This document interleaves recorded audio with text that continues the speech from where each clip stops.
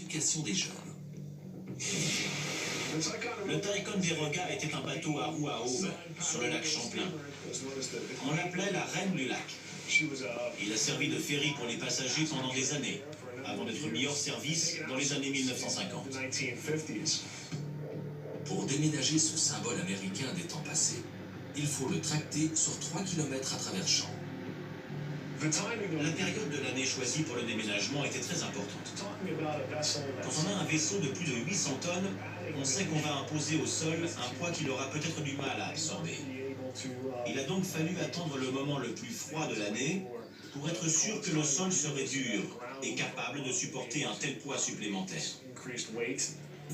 Le déménagement a donc eu lieu en plein hiver, mais ce n'est pas la seule difficulté. Quand il s'agit de déplacer un bateau sur 3 km par voie de terre, on doit faire face à toute une série de problèmes logistiques et techniques. Après un an de préparation, en décembre 1954, le travail commence.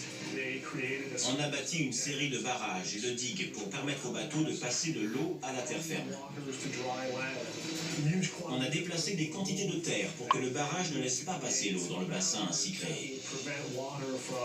Après la création de ce quai artificiel sans eau, on a tracté le vaisseau jusqu'à son nouvel emplacement. Un énorme semi-remorque est glissé sous le bateau long de 67 mètres. On a drainé l'eau et on a fixé le bateau à la semi-remorque. 31 janvier 1955. Le bateau est prêt pour son dernier voyage. Les températures sont proches de 0 degré. En fait, il fait si froid que l'huile pour les paliers mécaniques a gelé et qu'on a dû la réchauffer avec des torches à acétylène et d'autres outils. Sinon, le bateau ne serait pas parti.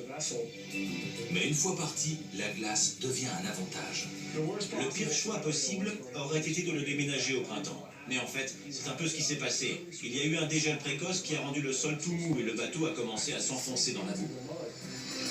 On place des étais supplémentaires sous l'imposant bateau. Et l'équipe se dépêche, luttant contre les éléments. Les hommes travaillaient très dur dans la boue. Au bout de 65 jours, le Ticonderoga jette l'ancre à sa demeure finale.